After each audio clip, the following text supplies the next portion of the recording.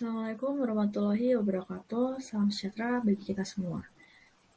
Perkenalkan, nama saya Stefani Punanda Natalia. Saya dari Prodi S1 Manajemen Universitas Merdeka Malang. Pada video kali ini, saya akan menjelaskan mengenai teori dan analisis permintaan. Untuk definisi permintaan, permintaan merupakan suatu aspek yang penting dalam ekonomi manajerial. Karena tanpa adanya hal ini, perusahaan dapat dipastikan tidak akan ada dan berkembang. Permintaan akan menunjukkan banyaknya jumlah produk yang akan dibeli oleh konsumen pada periode waktu tertentu. Nah, di sini dikatakan, tanpa adanya hal ini, perusahaan dapat dipastikan tidak akan ada dan berkembang. Contohnya pada saat suatu perusahaan merencanakan ingin memproduksi sepatu untuk dijual ke pasar. Tapi pada saat dilakukan riset pasar, ternyata tidak ada permintaan akan produk tersebut. Maka hal inilah yang dikatakan perusahaan tidak akan ada dan berkembang. Berikutnya adalah hukum permintaan. Untuk permintaan ini, saat suatu harga barang ataupun jasa mengalami penurunan, maka jumlah permintaan akan naik. Namun sebaliknya, jika harga barang naik, maka permintaan akan turun. Dapat digambarkan sebagai berikut. Ketika P naik, maka QD akan turun. Dan ketika P turun, maka QD akan naik. Nah, di sini contohnya, ketika harga suatu produk itu yang tadinya dia harganya 50.000, tetapi naik menjadi 60.000, maka permintaan akan produk tersebut akan turun. Nah, sebaliknya ketika harga produk tersebut itu turun, maka permintaan akan produk tersebut akan naik. Untuk konsep dasar teori permintaan, permintaan suatu produk atau QDX pada dasarnya dipengaruhi oleh beberapa faktor. Yang pertama ini adalah harga dari produk PX. Faktor yang pertama ini artinya tinggi rendahnya harga barang pada periode tertentu akan mempengaruhi banyaknya konsumen yang siap dan sanggup membelinya. Jika misalnya di periode menjelang Ramadan nanti, harga suatu produk yang diinginkan konsumen itu naik, maka ada kemungkinan permintaan akan produk tersebut akan turun. Begitu juga sebaliknya. Dan yang kedua adalah pendapatan konsumen atau I. Faktor yang kedua ini, dalam hal ini, besar kecilnya penghasilan konsumen sangat mempengaruhi banyak sedikitnya permintaan yang akan dilakukan di pasar. Ketika penghasilan seseorang tinggi, maka jumlah permintaannya pun berpeluang semakin tinggi.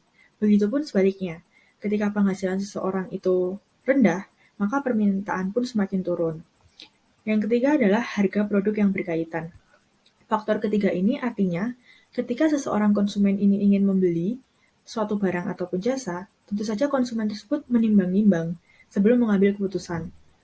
Jadi, konsumen tersebut tidak langsung membelinya, tetapi salah satu proses yang dilakukannya itu yaitu dengan membanding-bandingkan suatu produk atau jasa dengan produk atau jasa yang terkait.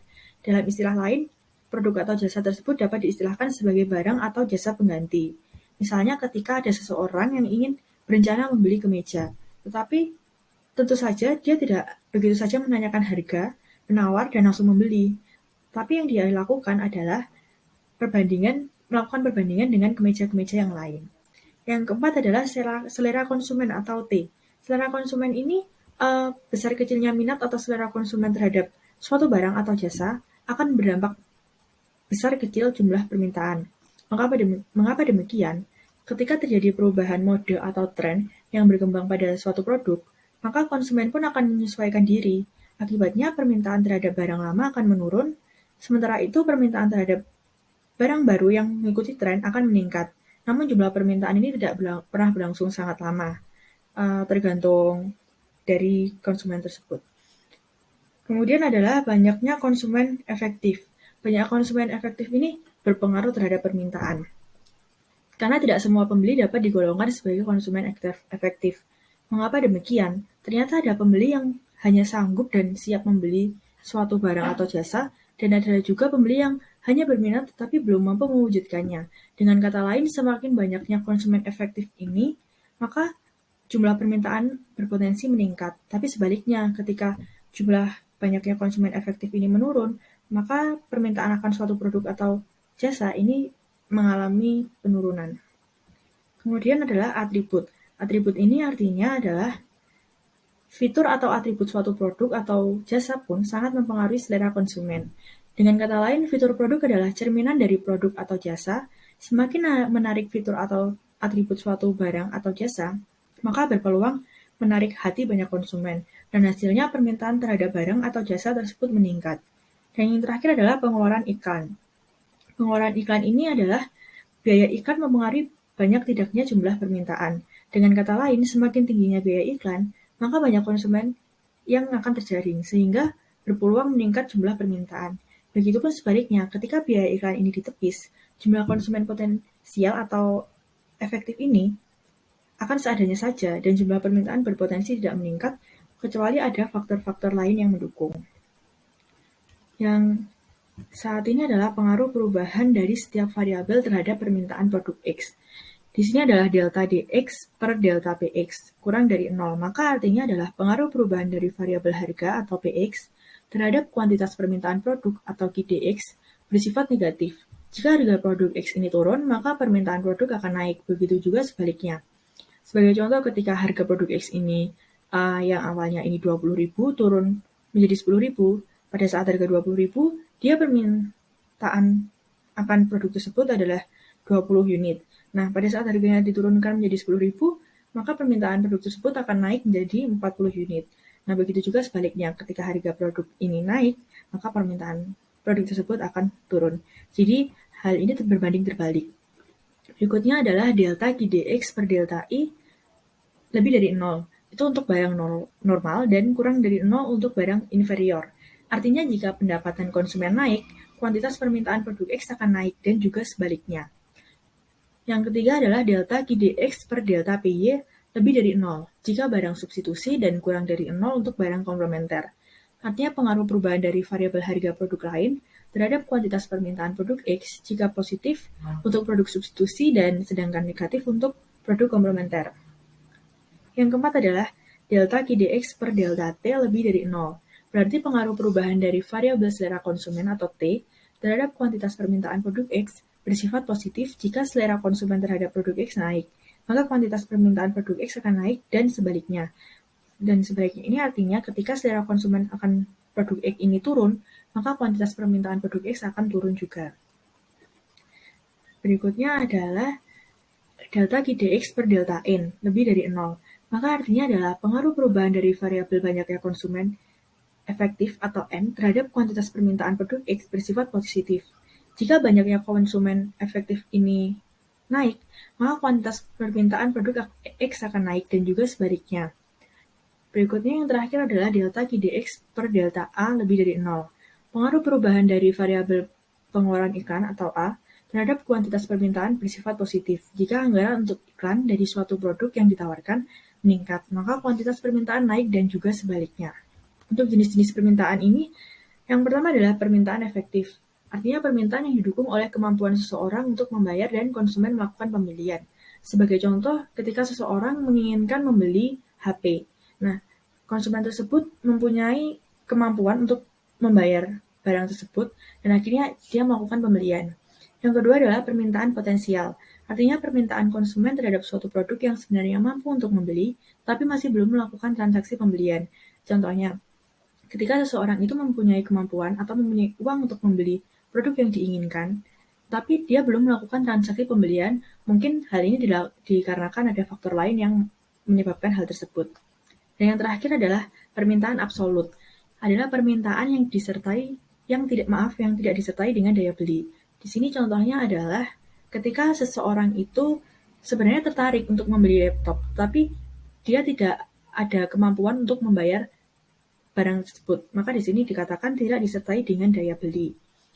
Berdasarkan jumlah yang melakukan permintaan, yaitu sebagai berikut. Ada permintaan individual dan permintaan pasar.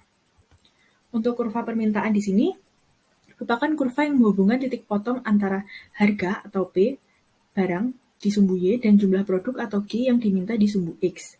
Nah, kurva permintaan memiliki kemiringan atau gradien negatif.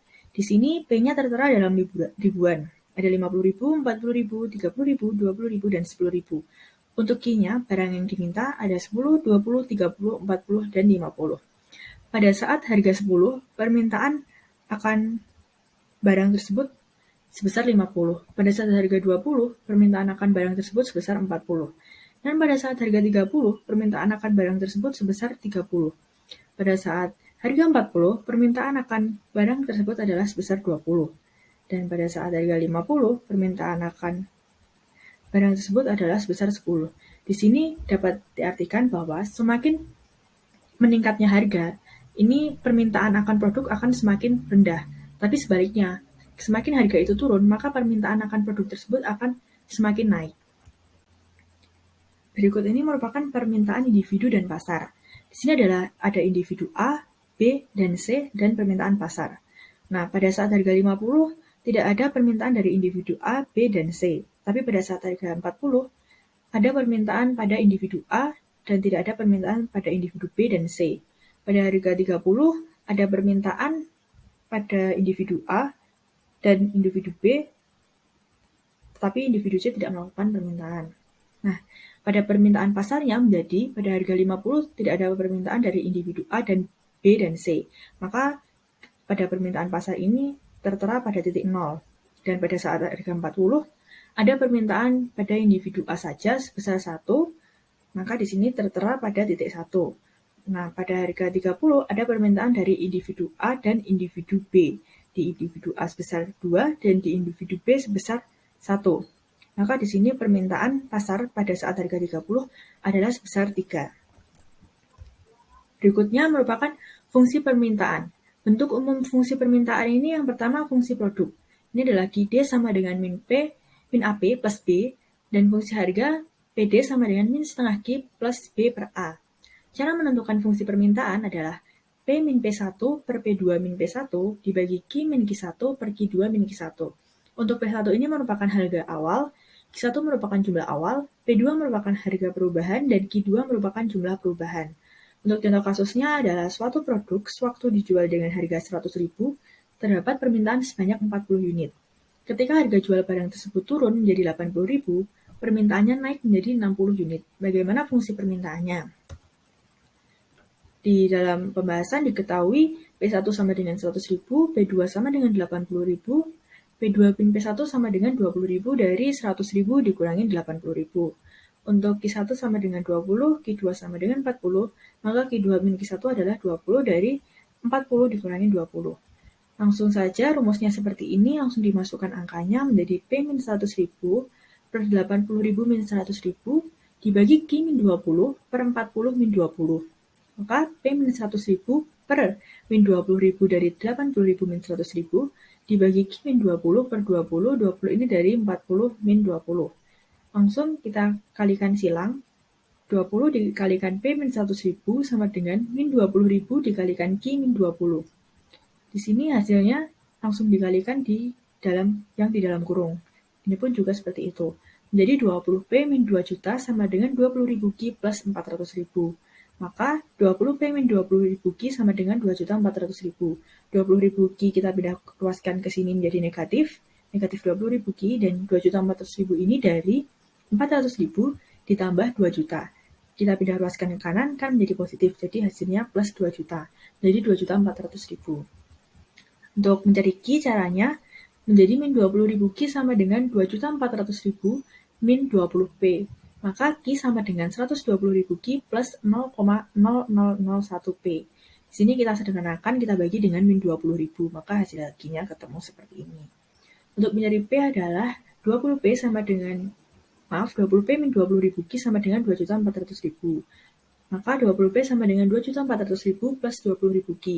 P-nya kita bagi dengan 20 menjadi 120.000 plus 1.000 Q. Jadi Q-nya tadi hasilnya 120.000 plus 0,0001 P, dan untuk P-nya adalah 120.000 plus 1.000 Q. Untuk elastisitas, alat ukur yang digunakan untuk mengukur besarnya kepekaan dari perubahan jumlah permintaan barang apabila terjadi perubahan harga. Persamaannya adalah sebagai berikut. Jadi menjadi delta Q per delta X kali X per Q. Delta ini merupakan jumlah variabel tersebut, dan Q merupakan jumlah barang, X merupakan variabel dalam fungsi permintaan terdapat harga, atau delta P kalau pendapatan. Berikutnya adalah jenis konsep elastisitas permintaan. Jenis konsep ini ada 3. Yang pertama elastisitas harga, yakni persentase perubahan jumlah barang yang diminta karena perubahan harga barang itu sebesar 1%. Secara umum ditulis dengan seperti ini yang tertera di sini. Dan kedua adalah elastisitas silang, yaitu persentase perubahan jumlah barang yang diminta karena perubahan harga barang lain sebesar 1%. Secara umum ditulis seperti ini untuk elastisitas silang. Dan berikutnya yang terakhir adalah elastisitas pendapatan, merupakan presentasi perubahan jumlah barang yang diminta karena perubahan pendapatan real konsumen sebesar 1%. Dapat ditulis seperti ini. Berikutnya adalah hubungan antara elastisitas dan penerimaan atau TR. Ketika EP lebih dari 1, permintaannya elastis. Di sini TR turun jika harga naik dan TR naik jika harga turun. Untuk EP sama dengan 1, permintaannya adalah elastisitas uniter. TR tidak berpengaruh oleh perubahan harga. Untuk EP kurang dari 1, permintaannya adalah inelastis. TR naik jika harga naik dan TR turun jika harga turun. Untuk EP sama dengan 0, permintaannya inelastis sempurna, di sini TR tetap dan tidak terpengaruh oleh perubahan harga. Untuk EP sama dengan negatif tak terhingga, permintaannya adalah elastisitas sempurna. TR sangat terpengaruh oleh perubahan Q karena P-nya tetap. Ini merupakan kurva dari penjelasan di atas. Kemudian adalah manfaat elastisitas permintaan. Yang pertama, bagi produsen dapat menjadi landasan dalam menyusun kebijakan penjualannya. Untuk yang kedua, bagi pemerintah dapat digunakan untuk meramalkan kesuksesan dari kebijakan tertentu yang dilaksanakan. Contoh soalnya adalah pada saat harga barang 20.000, jumlah barang yang diminta 40 unit. Kemudian ketika harga barang turun menjadi 18.000, jumlah barang yang diminta naik menjadi 80 unit. Hitung berapa koefisien elastisitasnya. Di sini tertera P1 sama dengan 20.000, P2 sama dengan 18.000, Q1 sama dengan 40 unit, dan Q2 sama dengan 80. Rumusnya seperti ini, langsung saja dimasukkan angkanya. Delta Q. Delta Q ini adalah min 40 dari 40 dikurangi 80. Jadi hasilnya adalah min 40. Kemudian dibagi dengan 2000 dari pengurangan ini, 20.000 kurang 18.000, dikalikan dengan 38.000 per 2. Dibagi dengan 120.000 per 120 per 2, maka hasilnya min 4 per 200 dikali 19.000 per 60. Maka hasilnya adalah negatif 6,3. Nah, sekian penjelasan teori ini. Apabila ada kesalahan kata saya mohon maaf. Terima kasih. Wassalamualaikum warahmatullahi wabarakatuh.